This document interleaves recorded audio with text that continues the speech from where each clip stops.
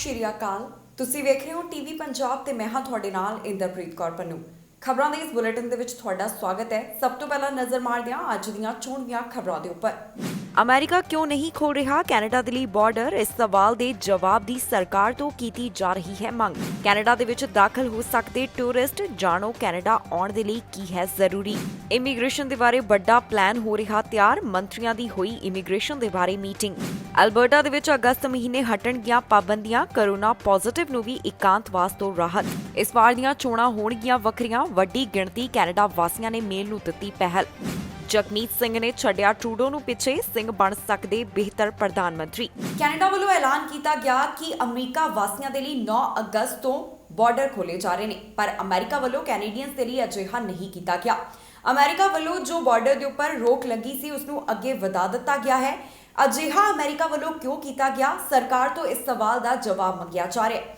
ਕਈ ਅਜਿਹੇ ਲੋਕ ਨੇ, ਆਮ ਲੋਕ ਵੀ ਇਸ ਗੱਲ ਦੀ ਮੰਗ ਕਰ ਰਹੇ ਨੇ ਕਿ ਸਰਕਾਰ ਵੱਲੋਂ ਇਹ ਸਪਸ਼ਟ ਕੀਤਾ ਜਾਵੇ ਕਿ ਬਾਰਡਰ ਦੀ ਪਾਬੰਦੀ ਨੂੰ ਅੱਗੇ ਕਿਉਂ ਵਧਾਇਆ ਜਾ ਰਿਹਾ ਹੈ। ਕੈਨੇਡਾ ਵੱਲੋਂ ਅਮਰੀਕਾ ਦੇ ਵਾਸਤੇ ਬਾਰਡਰ ਖੋਲ੍ਹਣ ਦਾ ਐਲਾਨ ਕੀਤਾ ਗਿਆ, ਪਰ ਯੂਐਸ ਵੱਲੋਂ ਅਜੇ ਤੱਕ ਕੈਨੇਡਾ ਵਾਸੀਆਂ ਨੂੰ ਇਸ ਸੰਬੰਧੀ ਰਾਹਤ ਨਹੀਂ ਦਿੱਤੀ ਗਈ। ਯੂਐਸ ਵੱਲੋਂ ਕੈਨੇਡਾ ਦੇ ਨਾਲ ਇਹ ਬਾਰਡਰ ਕਿਉਂ ਬੰਦ ਰੱਖਿਆ ਜਾਵੇਗਾ, ਇਸ ਦੇ ਬਾਰੇ ਅਜੇ ਵੀ ਕੋਈ ਜਾਣਕਾਰੀ ਸਾਂਝੀ ਨਹੀਂ ਕੀਤੀ ਗਈ। ਇਸ ਫੈਸਲੇ ਦੇ ਕਾਰਨ ਅਜੇ ਤੱਕ ਸਪਸ਼ਟ ਨਹੀਂ ਹੋ ਸਕੇ। ਯੂਐਸ ਦੇ ਕਾਂਗਰਸ ਮੈਂਬਰਾਂ ਦੇ ਵੱਲੋਂ ਅਜੇ ਵੀ ਇਸ ਮਾਮਲੇ ਸੰਬੰਧੀ ਕੋਈ ਵੀ ਸਪਸ਼ਟ ਜਾਣਕਾਰੀ ਪ੍ਰਦਾਨ ਨਹੀਂ ਕੀਤੀ ਗਈ। ਕਾਂਗਰਸ ਮੈਂਬਰ ਦਾ ਕਹਿਣਾ ਹੈ ਕਿ ਲੋਕਾਂ ਨੂੰ ਬਾਰਡਰ ਦੇ ਬਾਰੇ ਵਿੱਚ ਸਪਸ਼ਟ ਜਾਣਕਾਰੀ ਨਹੀਂ ਮਿਲ ਰਹੀ ਕਿ ਅਮਰੀਕਾ ਵੱਲੋਂ ਅਜਿਹਾ ਕਿਉਂ ਕੀਤਾ ਗਿਆ ਹੈ ਤੇ ਇਸ ਦੇ ਨਾਲ ਆਮ ਲੋਕਾਂ ਦੇ ਵਿੱਚ ਕਨਫਿਊਜ਼ਨ ਪੈਦਾ ਹੋ ਰਹੀ ਹੈ। ਇਸ ਸੰਬੰਧੀ ਸਪਸ਼ਟੀਕਰਨ ਲੈਣ ਦੇ ਵਾਸਤੇ ਬਾਈਡਨ ਪ੍ਰਸ਼ਾਸਨ ਦੇ ਅਧਿਕਾਰੀਆਂ ਦੇ ਨਾਲ ਮੁਲਾਕਾਤ ਦੀ ਕੋਸ਼ਿਸ਼ ਕੀਤੀ ਜਾ ਰਹੀ ਹੈ, ਕਿਉਂਕਿ ਉਹਨਾਂ ਦਾ ਮੰਨਣਾ ਹੈ ਕਿ 16 ਮਹੀਨੇ ਤੋਂ ਵੱਧ ਸਮਾਂ ਹੋ ਗਿਆ ਕਿ ਦੋਵਾਂ ਦੇਸ਼ਾਂ ਵੱਲੋਂ ਇਹ ਬਾਰਡਰ ਬੰਦ ਰੱਖਿਆ ਗਿਆ ਅਤੇ ਲੋਕਾਂ ਲਈ ਇਹ ਜਾਣਨਾ ਬਹੁਤ ਜ਼ਰੂਰੀ ਹੈ ਕਿ ਅਮਰੀਕਾ ਵੱਲੋਂ ਕੈਨੇਡੀਅਨਸ ਦੇ ਵਾਸਤੇ ਦੁਬਾਰਾ ਤੋਂ ਇਹ ਬਾਰਡਰ ਕਦੋਂ ਖੋਲ੍ਹਿਆ ਜਾਵੇਗਾ। ਵਾਸ਼ਿੰਗਟਨ ਦੀ ਇੱਕ ਕਾਂਗਰਸ ਵਿਮਨ ਵੱਲੋਂ ਆਪਣੇ ਵਿਚਾਰ ਸਾਂਝੇ ਕੀਤੇ ਗਏ, ਜਿੱਥੇ ਉਹਨਾਂ ਨੇ ਕਿਹਾ ਕਿ ਇਹ ਬਹੁਤ ਗਲਤ ਹੈ ਜਿੱਥੇ ਬਾਰਡਰ ਦੇ ਉੱਪਰ ਰੋਕ ਨੂੰ ਅੱਗੇ ਵਧਾਏ ਜਾਣ ਦਾ ਸਪਸ਼ਟ ਕਾਰਨ ਸਾਂਝਾ ਨਹੀਂ ਕੀਤਾ ਜਾ ਰਿਹਾ। ਦੱਸੀਏ ਕਿ ਕੈਨੇਡਾ ਅਤੇ ਅਮਰੀਕਾ ਦੋਹਾਂ ਪਾਸਿਆਂ ਦੇ ਕਾਰੋਬਾਰੀ ਅਤੇ ਆਮ ਲੋਕ ਕਾਫੀ ਲੰਬੇ ਸਮੇਂ ਤੋਂ ਮੰਗ ਕਰ ਰਹੇ ਹਨ ਕਿ ਹੁਣ ਇਸ ਬਾਰਡਰ ਨੂੰ ਖੋਲ੍ਹ ਦੇਣਾ ਚਾਹੀਦਾ ਹੈ। ਕੈਨੇਡਾ ਵੱਲੋਂ ਤਾਂ ਐਲਾਨ ਕਰ ਦਿੱਤਾ ਗਿਆ ਕਿ 9 ਅਗਸਤ ਤੋਂ ਫੁੱਲੀ ਵੈਕਸੀਨੇਟਡ ਅਮਰੀਕਨਸ ਕੈਨੇਡਾ ਦੇ ਵਿੱਚ ਗੈਰ ਜ਼ਰੂਰੀ ਯਾਤਰਾ ਦੇ ਵਾਸਤੇ ਦਾਖਲ ਹੋ ਸਕਦੇ ਨੇ, ਪਰ ਅਮਰੀਕਾ ਵੱਲੋਂ ਕੈਨੇਡਾ ਦੇ ਵਾਸਤੇ ਅਜੇ ਰਾਹਤ ਦਾ ਐਲਾਨ ਨਹੀਂ ਕੀਤਾ ਗਿਆ, ਜਿਸ ਦਾ ਮਤਲਬ ਹੈ ਕਿ ਅਮਰੀਕਾ ਦੇ ਵੱਲੋਂ ਯਾਤਰਾ ਪਾਬੰਦੀਆਂ ਨੂੰ ਕੁਝ ਹੋਰ ਸਮੇਂ ਦੇ ਲਈ ਵਧਾ ਦਿੱਤਾ ਗਿਆ ਹੈ। ਇਸ ਬਾਰੇ ਜੋ ਵਾਈਟ ਹਾਊਸ ਦੇ ਵੱਲੋਂ ਜਾਣਕਾਰੀ ਸਾਂਝੀ ਕੀਤੀ ਗਈ ਹੈ, ਉਹਨਾਂ ਦਾ ਕਹਿਣਾ ਹੈ ਕਿ ਅਮਰੀਕਾ ਦੇ ਵਿੱਚ ਜੋ ਕਰੋਨਾ ਵਾਇਰਸ ਦੇ ਮਾਮਲੇ ਇੱਕ ਵਾਰ ਫਿਰ ਤੋਂ ਵਧਣ ਲੱਗੇ ਨੇ ਅਤੇ ਡੈਲਟਾ ਵੇਰੀਐਂਟ ਦੇ ਫੈਲਾਅ ਨੂੰ ਦੇਖਦਿਆਂ ਉਹਨਾਂ ਵੱਲੋਂ ਇੱਕ ਕਦਮ ਚੁੱਕਿਆ ਗਿਆ ਹੈ। ਹਾਲ ਹੀ ਦੇ ਵਿੱਚ ਕੈਨੇਡਾ ਵੱਲੋਂ ਐਲਾਨ ਕੀਤਾ ਗਿਆ ਕਿ 9 ਅਗਸਤ ਤੋਂ ਫੁੱਲੀ ਵੈਕਸੀਨੇਟਡ ਅਮਰੀਕਨਸ ਅਤੇ ਸਤੰਬਰ ਮਹੀਨੇ ਤੋਂ ਵੱਖ-ਵੱਖ ਦੇਸ਼ਾਂ ਦੇ ਯਾਤਰੀ ਕੈਨੇਡਾ ਦੇ ਵਿੱਚ ਦਾਖਲ ਹੋ ਸਕਦੇ ਨੇ। ਪਰ ਇਹ ਯਾਤਰੀ ਕੈਨੇਡਾ ਦੇ ਵਿੱਚ ਕਿਵੇਂ ਦਾਖਲ ਹੋ ਸਕਦੇ ਨੇ? ਟੂਰਿਸਟ ਜਿਹੜੇ ਨੇ ਉਹਨਾਂ ਨੂੰ ਕੈਨੇਡਾ ਪਹੁੰਚਣ ਦੇ ਉੱਪਰ ਕੁਆਰੰਟਾਈਨ ਕਰਨਾ ਪਵੇਗਾ ਜਾਂ ਫਿਰ ਨਹੀਂ? ਹੋਰ ਕਿਹੜੀਆਂ ਚੀਜ਼ਾਂ ਦਾ ਖਿਆਲ ਰੱਖਣਾ ਪਵੇਗਾ? ਇਸ ਖਬਰ ਦੇ ਵਿੱਚ ਜਾਣਕਾਰੀ ਤੁਹਾਡੇ ਨਾਲ ਸਾਂਝੀ ਕਰਾਂਗੇ, ਜਿਸ ਦੇ ਤਹਿਤ ਤੁਹਾਨੂੰ ਦੱਸਾਂਗੇ ਕਿ ਕਿਵੇਂ ਟੂਰਿਸਟ ਕੈਨੇਡਾ ਦੇ ਵਿੱਚ ਦਾਖਲ ਹੋ ਸਕਦੇ ਨੇ। ਕੈਨੇਡਾ ਵੱਲੋਂ 17 ਮਹੀਨਿਆਂ ਤੋਂ ਆਪਣੇ ਬਾਰਡਰ ਬੰਦ ਰੱਖੇ ਗਏ ਤੇ ਹੁਣ ਸਤੰਬਰ ਮਹੀਨੇ ਤੋਂ ਵੱਖ-ਵੱਖ ਦੇਸ਼ਾਂ ਦੇ ਯਾਤਰੀਆਂ ਦਾ ਕੈਨੇਡਾ ਵੱਲੋਂ ਸਵਾਗਤ ਕੀਤਾ ਜਾਵੇਗਾ, ਜਿਸ ਦਾ ਮਤਲਬ ਹੈ ਕਿ ਸਤੰਬਰ ਮਹੀਨੇ ਤੋਂ ਕੈਨੇਡਾ ਦੇ ਵਿੱਚ ਟੂਰਿਸਟ ਆ ਸਕਦੇ ਨੇ। ਇਸੇ ਦੇ ਨਾਲ ਹੀ ਇਹਨਾਂ ਯਾਤਰੀਆਂ ਦੇ ਮਨਾਂ ਦੇ ਵਿੱਚ ਕਈ ਤਰ੍ਹਾਂ ਦੇ ਸਵਾਲ ਨੇ ਕਿ ਉਹ ਕਿਸ ਤਰ੍ਹਾਂ ਕੈਨੇਡਾ ਦਾਖਲ ਹੋ ਸਕਦੇ ਨੇ ਤੇ ਇੱਥੇ ਪਹੁੰਚਣ ਦੇ ਉੱਪਰ ਉਹਨਾਂ ਨੂੰ ਕਿਹੜੇ ਨਿਯਮਾਂ ਦਾ ਸਾਹਮਣਾ ਕਰਨਾ ਪਵੇਗਾ। ਕੈਨੇਡਾ ਵੱਲੋਂ ਇਸ ਦੇ ਬਾਰੇ ਜਾਣਕਾਰੀ ਸਾਂਝੀ ਕੀਤੀ ਗਈ ਹੈ।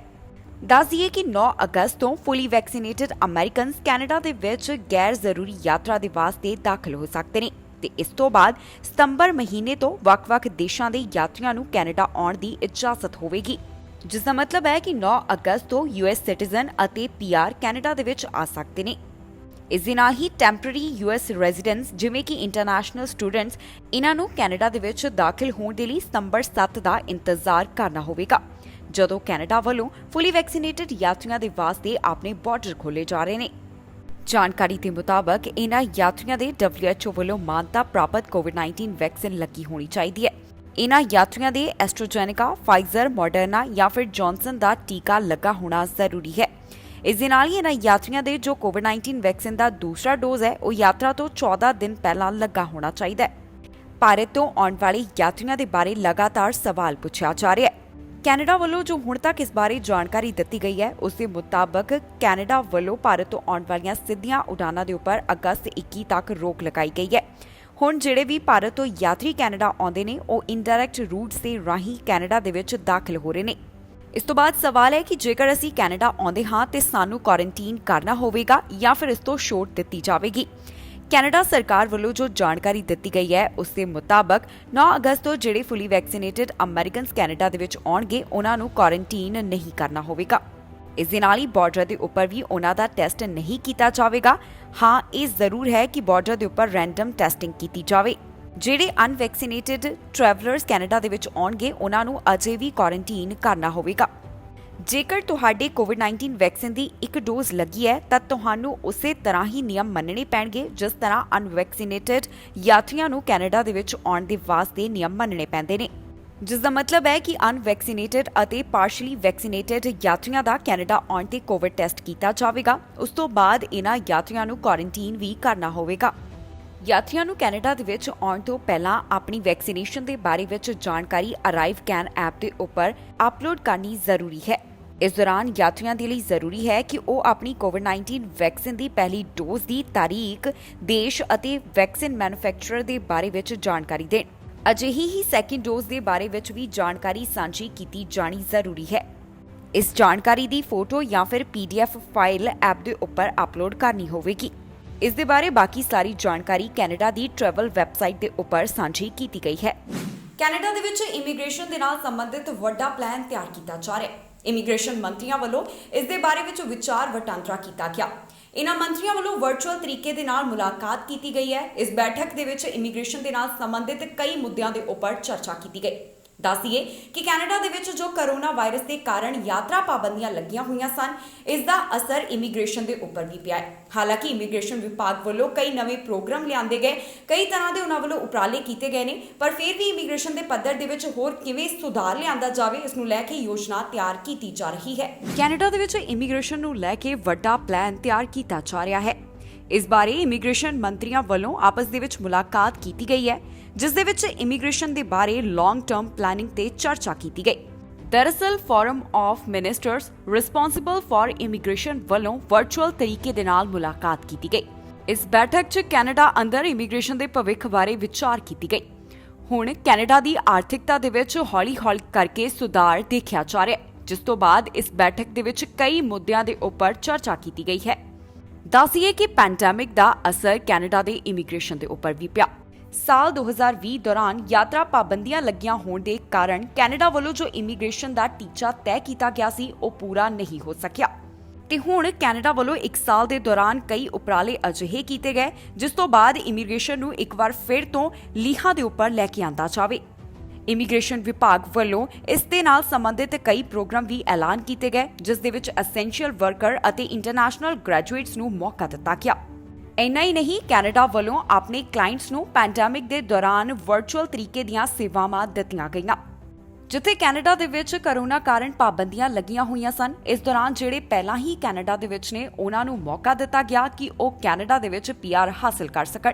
ਇਮੀਗ੍ਰੇਸ਼ਨ ਮੰਤਰੀਆਂ ਵੱਲੋਂ ਬੈਠਕ ਦੇ ਵਿੱਚ FPT strategic plan for immigration ਹਾਸਲ ਕਰਨ ਦੇ ਲਈ ਯੋਜਨਾ ਬਣਾਈ ਜਾ ਰਹੀ ਹੈ। ਇਹ ਪਲਾਨ ਜੁਲਾਈ 2020 ਦੇ ਵਿੱਚ ਅਪਰੂਵ ਕੀਤਾ ਗਿਆ ਸੀ। ਇਸ ਦੌਰਾਨ immigration levels plan, economic immigration programmes ਅਤੇ ਹੋਰ ਵੀ ਕਈ ਪ੍ਰੋਗਰਾਮਸ ਦੇ ਬਾਰੇ ਵਿੱਚ ਮੰਤਰੀਆਂ ਵੱਲੋਂ ਵਿਚਾਰ ਕੀਤੀ ਗਈ ਹੈ ਤਾਂ ਕਿ ਇਮੀਗ੍ਰੇਸ਼ਨ ਦੇ ਬਾਰੇ ਵਿੱਚ ਇੱਕ ਯੋਜਨਾ ਬਣਾਈ ਜਾਵੇ। ਐਲਬਰਟਾ ਵੱਲੋਂ ਆਪਣਾ ਰੀਓਪਨਿੰਗ ਪਲਾਨ ਸਾਂਝਾ ਕੀਤਾ ਗਿਆ, ਜਿਸ ਦੇ ਤਹਿਤ ਦੱਸਿਆ ਗਿਆ ਹੈ ਕਿ 2 ਪੜਾਵਾਂ ਦੇ ਤਹਿਤ ਐਲਬਰਟਾ ਤੋਂ ਪਾਬੰਦੀਆਂ ਹਟਾਈਆਂ ਜਾਣਗੀਆਂ। ਦੂਸਰੇ ਪੜਾਅ ਦੇ ਵਿੱਚ ਇਹ ਹੋਵੇਗਾ ਕਿ ਜੇਕਰ ਕੋਈ ਕਰੋਨਾ ਦਾ ਸ਼ਿਕਾਰ ਵੀ ਹੁੰਦਾ ਹੈ ਤਾਂ ਵੀ ਉਸ ਨੂੰ ਕੁਆਰੰਟੀਨ ਕਰਨਾ ਲਾਜ਼ਮੀ ਨਹੀਂ ਹੋਵੇਗਾ। ਕਿਸ ਪੜਾਅ ਦੇ ਤਹਿਤ ਕਿੰਨੀ ਢਿੱਲ ਦਿੱਤੀ ਜਾਵੇਗੀ, ਇਸ ਖਬਰ ਦੇ ਵਿੱਚ ਜਾਣਕਾਰੀ ਤੁਹਾਡੇ ਨਾਲ ਸਾਂਝੀ ਕਰਾਂਗੇ। ਐਲਬਰਟਾ ਤੋਂ ਕਰੋਨਾ ਪਾਬੰਦੀਆਂ ਹਟਾਉਣ ਦੇ ਬਾਰੇ ਵਿੱਚ ਜਾਣਕਾਰੀ ਸਾਹਮਣੇ ਆਈ ਹੈ, ਜਿਸ ਦਾ ਮਤਲਬ ਹੈ ਕਿ ਐਲਬਰਟਾ ਦੇ ਵਿੱਚ ਅਗਸਤ ਮਹੀਨੇ ਦੌਰਾਨ ਜ਼ਿਆਦਾਤਰ ਕੋਵਿਡ-19 ਪਾਬੰਦੀਆਂ ਨੂੰ ਹਟਾ ਦਿੱਤਾ ਜਾਵੇਗਾ। ਪ੍ਰੋਵਿੰਸ ਦੀ ਚੀਫ ਮੈਡੀਕਲ ਆਫੀਸਰ ਡਾਕਟਰ ਡੀਨਾ ਵੱਲੋਂ ਇਸ ਬਾਰੇ ਜਾਣਕਾਰੀ ਸਾਂਝੀ ਕੀਤੀ ਗਈ ਹੈ, ਜਿੱਥੇ ਦੱਸਿਆ ਗਿਆ ਕਿ ਜੇਕਰ ਤੁਸੀਂ ਕੋਵਿਡ ਪੋਜ਼ਿਟਿਵ ਵੀ ਆਉਂਦੇ ਹੋ, ਇਸ ਦੇ ਬਾਵਜੂਦ ਵੀ ਐਲਬਰਟਾ ਦੇ ਵਿੱਚ ਇਕਾਂਤਵਾਸ ਦੀ ਜ਼ਰੂਰਤ ਨਹੀਂ ਹੋਵੇਗੀ। ਉਨ੍ਹਾਂ ਦਾ ਕਹਿਣਾ ਹੈ ਕਿ ਚਾਹੇ ਇੱਕ ਵਾਰ ਫਿਰ ਤੋਂ ਕਰੋਨਾ ਵਾਇਰਸ ਦੇ ਮਾਮਲਿਆਂ ਵਿੱਚ ਹਲਕਾ ਵਾਧਾ ਦਰਜ ਕੀਤਾ ਜਾ ਰਿਹਾ ਹੈ, ਪਰ ਦੂਸਰੇ ਪਾਸੇ ਵੈਕਸੀਨੇਸ਼ਨ ਦੀ ਦਰ ਵੀ ਕਾਫੀ ਤੇਜ਼ ਹੈ। ਐਲਬਰਟਾ ਦੇ ਵਿੱਚ 2 ਪੜਾਵਾਂ ਦੇ ਤਹਿਤ ਪਾਬੰਦੀਆਂ ਨੂੰ ਹਟਾਇਆ ਜਾਵੇਗਾ। ਇਸ ਰੀਓਪਨਿੰਗ ਦੇ ਪਹਿਲੇ ਸਟੈਪ ਦੇ ਮੁਤਾਬਕ ਜਿਨ੍ਹਾਂ ਨੂੰ ਕੋਰੋਨਾ ਵਾਇਰਸ ਦੇ ਲੱਛਣ ਹੋਣਗੇ ਜਾਂ ਫਿਰ ਜਿਨ੍ਹਾਂ ਦਾ ਕੋਵਿਡ ਪੋਜ਼ਿਟਿਵ ਟੈਸਟ ਆਇਆ ਹੋਵੇਗਾ ਉਹਨਾਂ ਨੂੰ ਕੁਆਰੰਟਾਈਨ ਕਰਨਾ ਹੋਵੇਗਾ। ਪਰ ਜਿਹੜੇ ਲੋਕ ਕੋਵਿਡ ਪੋਜ਼ਿਟਿਵ ਦੇ ਸੰਪਰਕ ਦੇ ਵਿੱਚ ਆਉਣਗੇ ਉਹਨਾਂ ਦੇ ਲਈ ਇਕਾਂਤਵਾਸ ਲਾਜ਼ਮੀ ਨਹੀਂ ਹੋਵੇਗਾ, ਪਰ ਨਾਲ ਹੀ ਕੁਆਰੰਟਾਈਨ ਦੀ ਸਿਫਾਰਿਸ਼ ਕੀਤੀ ਗਈ ਹੈ। ਇਸ ਦੇ ਨਾਲ ਹੀ ਪਬਲਿਕ ਟਰਾਂਸਪੋਰਟੇਸ਼ਨ ਜਿਵੇਂ ਕਿ ਬੱਸਾਂ ਟੈਕਸੀਆਂ ਦੇ ਵਿੱਚ ਮਾਸਕ ਪਾਉਣਾ ਜ਼ਰੂਰੀ ਹੋਵੇਗਾ। ਇਸ ਤੋਂ ਬਾਅਦ ਅਗਸਤ ਮਹੀਨੇ ਦੌਰਾਨ ਰੀਓਪਨਿੰਗ ਦੇ ਦੂਸਰੇ ਪੜਾਅ ਦੀ ਸ਼ੁਰੂਆਤ ਕੀਤੀ ਜਾਵੇਗੀ। ਇਸ ਦੌਰਾਨ ਜਿਹੜਾ ਕੋਵਿਡ ਪੋਜ਼ਿਟਿਵ ਵੀ ਆਏਗਾ ਉਸ ਨੂੰ ਵੀ ਇਕਾਂਤਵਾਸ ਜ਼ਰੂਰੀ ਨਹੀਂ ਹੋਵੇਗਾ। ਜਾਣਕਾਰੀ ਦੇ ਮੁਤਾਬਕ ਜਿਨ੍ਹਾਂ ਲੋਕਾਂ ਨੂੰ ਸਾਹ ਲੈਣ ਦੇ ਵਿੱਚ ਸਮੱਸਿਆ ਆਵੇਗੀ ਜਾਂ ਫਿਰ ਸਾਹ ਦੀ ਬਿਮਾਰੀ ਦੇ ਲੱਛਣ ਹੋਣਗੇ ਉਹਨਾਂ ਨੂੰ ਉਦੋਂ ਤੱਕ ਘਰ ਦੇ ਵਿੱਚ ਰਹਿਣਾ ਹੋਵੇਗਾ ਜਦੋਂ ਤੱਕ ਉਹਨਾਂ ਦੇ ਇਹ ਸਿੰਪਟਮਸ ਨਹੀਂ ਚਲੇ ਜਾਂਦੇ।